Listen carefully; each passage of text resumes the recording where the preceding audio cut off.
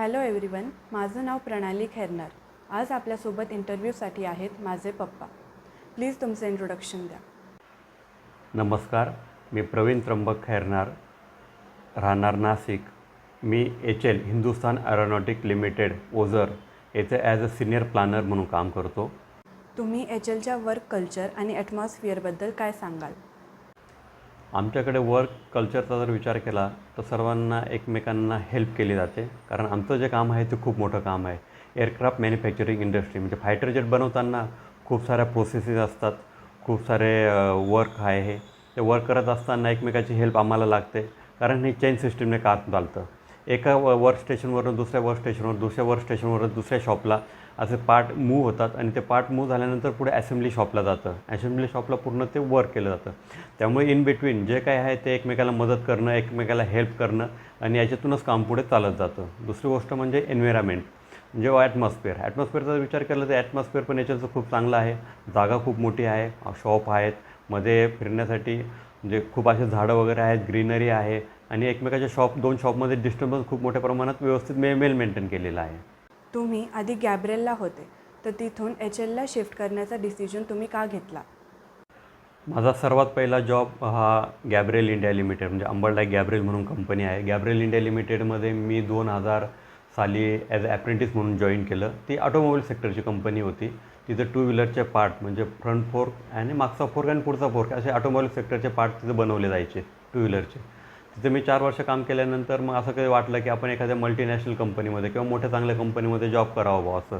त्याच वेळेस नेमकं HLची ॲड निघाली 2004मध्ये. मग 2004मध्ये HLची ॲड निघाल्यानंतर मी 2004मध्ये ॲप्लिकेशन केलं आणि तिथं माझं सिलेक्शन झालं HLमध्ये सिलेक्शन झाल्यानंतर माझं छोटी मोठी कंपनी होती. शिकण्यासारखं खूप काही मिळणार होतं.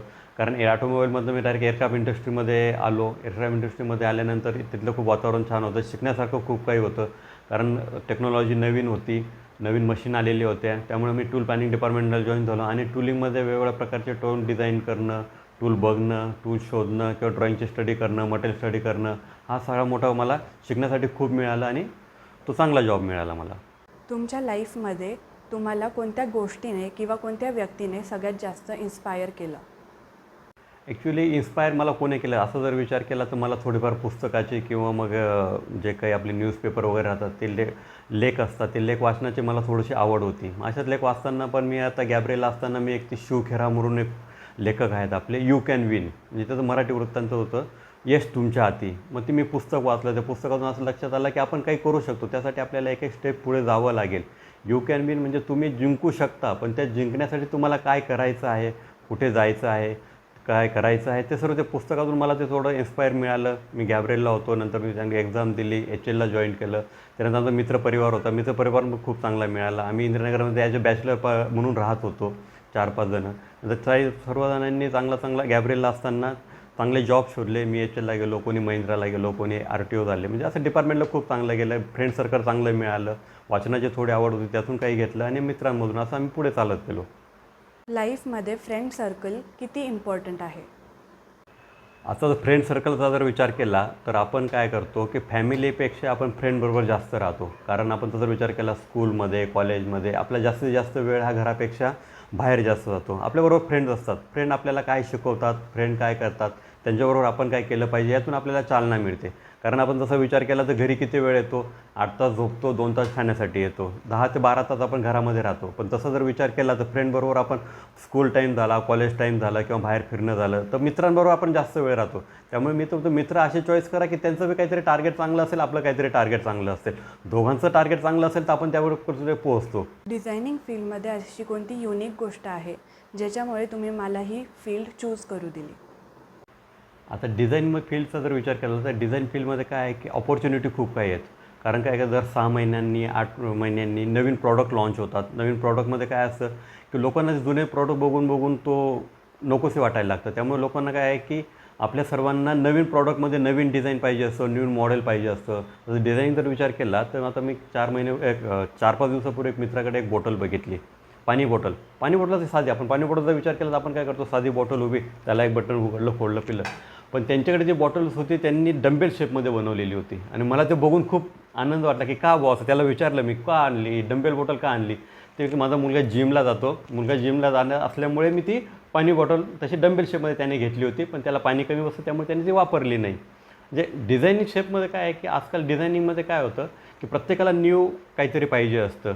म्हणजे तसं किंवा मग आपण चहाच्या कपापासून जरी विचार केला किंवा बॅगेपासून विचार केला, शूजपासून काही विचार केला, आता कोणी म्हणतं की संडेच्या दिवशी ह्या कपात चहा पिला पाहिजे, मंडेच्या दिवशी येलो कपात चहा पिला पाहिजे, किंवा मग आपण तर आता म्हणजे बघितलं ते चहापेक्षा कॉफीचं जास्त फेवर आलेलं आहे. हॉट कॉफी, कोल्ड कॉफी, कॉफीसाठी सिरप पाहिजे, सिरपमध्ये पण वेगवेगळे डिझायनिंग आलेले आहेत त्याच्यामध्ये मग हा कलर पाहिजे, तो कलर पाहिजे, किंवा मग लोकांना असं कॉम्पॅक्ट करून पाहिजे, या सिपरवरती गुलाबाचं फूल पाहिजे, कोणाला मोगऱ्याचं फूल पाहिजे. म्हणजे असे डिझायनिंगमध्ये खूप ऑपॉर्च्युनिटी खूप काही आहेत, ते तुम्ही घेतलं पाहिजे, केलं पाहिजे. डिझायनिंग फील्ड खूप मोठं आहे.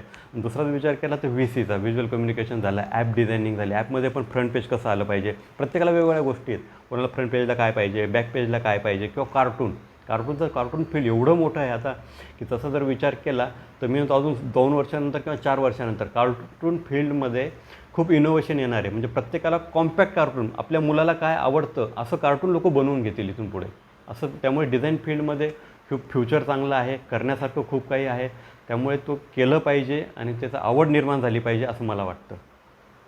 तुम्ही जेव्हा टीनेज होते तेव्हाच्या वर्ल्डमध्ये आणि आत्ताच्या वर्ल्डमध्ये काय डिफरन्स आहे? आता टीनेजचा जर विचार केला तर टीनेज म्हणजे 12 वर्षापासून तर 18 वर्षापर्यंत. तर आमच्या वेळेचा जर विचार केला तर आम्हाला ऑनलाईन ही सिस्टीम नव्हती, मोबाईल वगैरे सिस्टम नव्हती.